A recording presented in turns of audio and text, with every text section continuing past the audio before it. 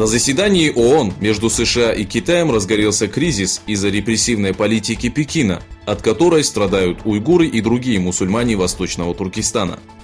Выступившая перед выборами участников форума защиты местного населения, американский дипломат Куртни Немров заявила, что прежде чем включать Китай в список участников форума, необходимо учесть положение уйгуров.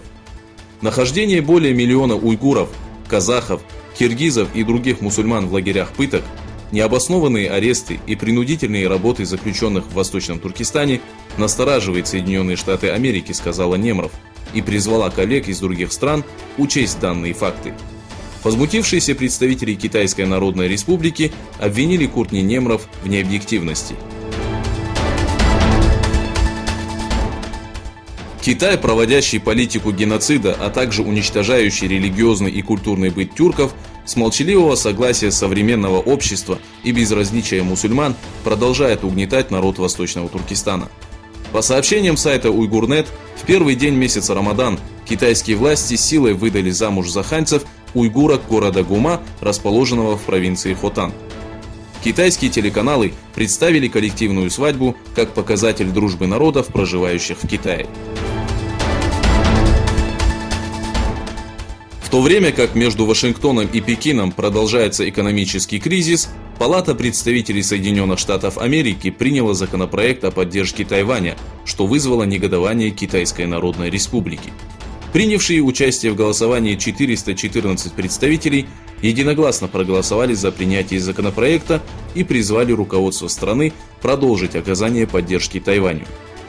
После объявления коммунистами о создании Китайской Народной Республики в 1949 году националисты перебрались на остров Тайвань и созвали свое правительство.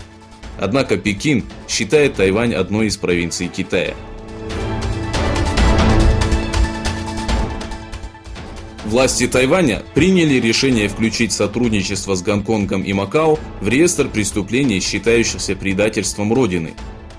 По сообщениям информационного агентства CNA, Конституционный совет Тайваня внес дополнение в Уголовный кодекс, включив в строку сотрудничества с врагом основную территорию Китая, Гонконг и Макао. По Конституции Китайской Республики, принятой гоминдановцами, не представлялось возможным включить Китай в список вражеских стран.